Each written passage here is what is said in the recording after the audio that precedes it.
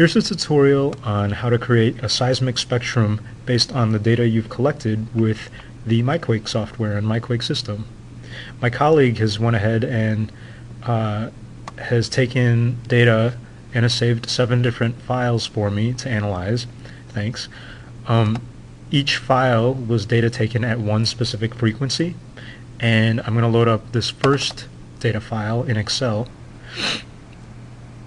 And what I want to do first is highlight the 3 columns. I just left-clicked on these columns and dragged, and I want to visualize that data, so I went to Insert, or I can go to Insert, Scatter Plot, and a Smooth Scatter Plot, just to make it easy to see.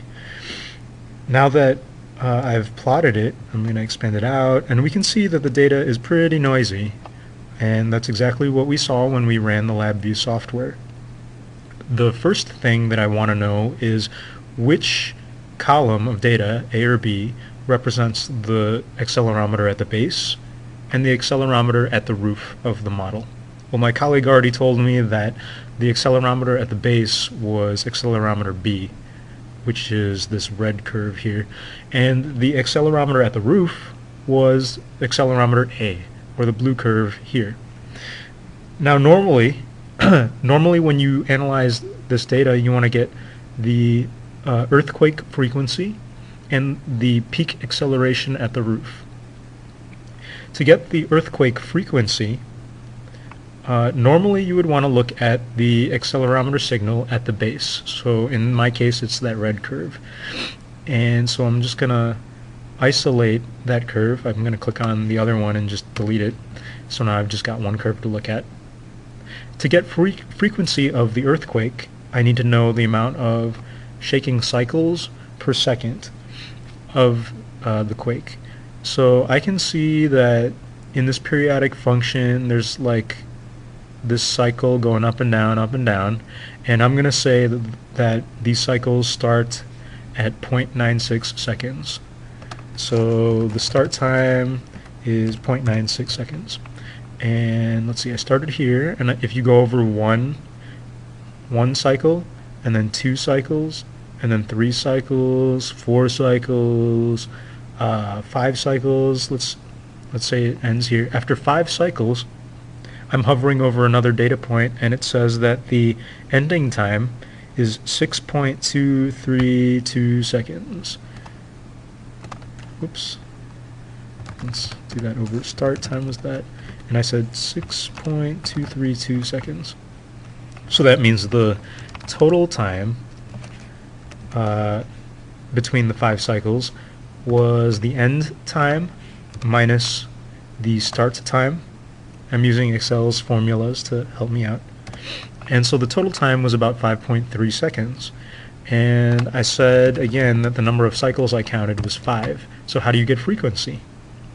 Well, frequency is the number of cycles per second. So I'm going to use Excel's formula capability again and go equals 5 cycles divided by my total time of 5.272 seconds, and that's a frequency of 0.95 hertz. And let me just put units there for me so I know that. Okay, so I've got the approximate shaking frequency for this particular data file. What do I need next? I need the peak acceleration at the roof. Well, if I'm going to get that, then I want to analyze the data from the A accelerometer. If I click on my graph and click on the data points, I can see what the source data is. I can see that this graph right now is plotting the accelerometer B data versus time. If I want to look at accelerometer A data versus time, I can just click on this little box here, left click on that, and I'm dragging it over to this side. And all of a sudden I'm looking at the accelerometer A data. So that's great, and you can see it's a lot cleaner. I'm going to look for the peak in this data, which looks to be about here, and if I hover over that data point and I look at the y-coordinate, I see that the peak acceleration is about 0.036 Gs. So 0.036 G's. That was our peak acceleration. Okay, so the two data points or two numbers that I need are these two. What I can do is write those numbers down in my notebook and say that for this data file, I've got this this frequency for the earthquake and this peak acceleration. Because I've already got a computer in front of me, though, I'm going to just go ahead and record that in a master spreadsheet. I'll go and create a new Excel worksheet, and I'm going to call it Seismic Spectrum, because that's where all my overall data is going to be saved. And if I open that up, it's blank. So let's copy over these numbers that I just got. So let's see. I know that in my master seismic spectrum worksheet, I want to make one column with frequency in hertz and another column saying peak acceleration in G's. And let's put the file number just for my reference to file number. So this is file number 1, and we saw that the frequency was this number. So what I can do is right click, copy, and then go over here, right click, paste. I'm going to paste just the values, because if I only just paste normal, it gives me this weird error, and that's because I used a formula. So I'm going to undo that. Instead, I want to right click and just paste the values, and then it pastes fine. And I could do the same thing for peak acceleration, copy and paste, and there you go. I'm going to save that. Let's just bold that so I know it's the heading. And okay, I'm done analyzing that first file. So now that I know how to do that, I'm going to close out this first file, and I could save the data, but if I do, make sure to save it as an Excel file. It'll give you this pop-up. So in any case, I'm actually not interested in saving anything, so I'm going to just cancel all that. I'm just going to not save and close that out. This is the only file I want to save. So next, I looked at Quake Data 1. Now I want to look at Quake Data 2. So just as a quick review, I highlight the data. I'm going to visualize it by plotting it in a scatter plot. And normally I want to look at the acceleration at the base to find my quake frequency. Here my acceleration at the base for me is accelerometer B, and it's red in this graph. When it's really noisy like that, like you can see, when it's really hard to see a starting and ending point for your cycles, you can just go ahead and use the roof accelerometer data to try and get your frequency. Because the roof accelerometer data here, this blue curve, is really much smoother than my base acceleration data.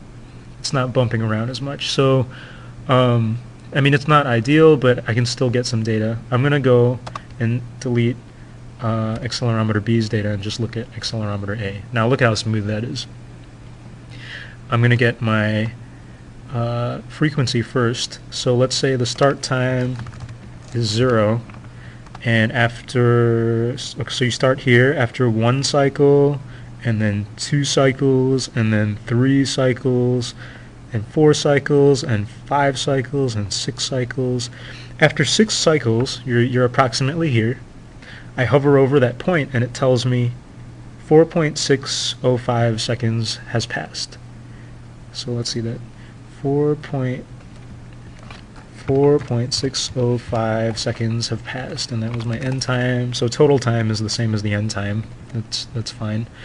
And I counted 1, 2, 3, 4, 5, 6 cycles, right? So I'll put that down. And so the frequency then was 6 cycles divided by 4.605 seconds. And in other words, the frequency was 1.3 cycles per second, or 1.3 hertz. Excellent. So this is the accelerometer data at the roof, so I already know, I'm already looking at the correct data to get the peak acceleration. And it looks like the peak acceleration is 0.0565 Gs. So 0.0565 Gs was my peak acceleration. Now I'm just putting all these notes in this Excel file purely for these two numbers. So I'm going to go ahead and copy those two numbers to my master Excel file, and I can right click, paste just the values. It's not really in the right format, so let's drag that around to where it should be. Okay, so file number 2 says that the frequency was 1.3 Hertz and the peak acceleration was a little higher, 0.05 Gs. Let's save that. And you would continue doing this analysis for the rest of these files. We've gone ahead and analyzed all the files 1 through 7, and we've created our complete table that we need to create a seismic spectrum. We have our frequency, and at each frequency we have our peak acceleration experienced at the roof. That's exactly what we need. So to create our seismic spectrum, I'm going to highlight just our data that we need, and I'm going to insert a scatter plot. Because we have so few data points, I'm going to choose to look at a scatter plot with straight lines and markers, and it creates a nice graph here. Now this graph is great. It shows how when my frequency increases, the peak acceleration also increases up to a certain point. That's what we need. But it's kind of not ready for professional publication. It's not. I wouldn't give this graph to someone else to interpret yet. It's missing axes. The title doesn't make any sense. So let's clean this up a bit. What I would do first, let's get rid of these lines. I'm clicking on it and just clicking delete. That'll make it easier to see. Because I only have one curve here, there's no reason to have a legend, so I'll delete that too. And this title doesn't make any sense. It's not just peak acceleration. It is a seismic spectrum for my model that I'm testing. That's great.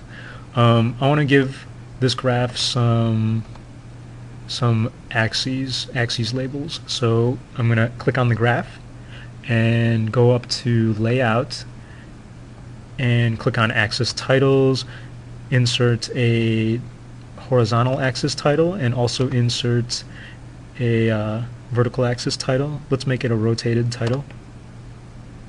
So the x-axis is our frequency, our earthquake frequency in Hertz, or our shake table frequency, and the y-axis data is what? It's your peak acceleration in Gs. So I'll just label that. And that actually looks pretty good. Just because I'm only interested in the spectrum from 0.5 to 2 Hertz,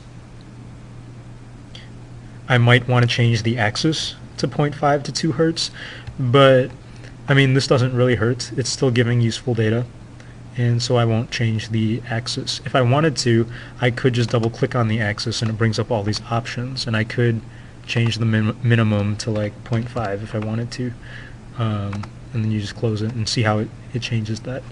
So this actually looks pretty good, and I can copy this over to my document.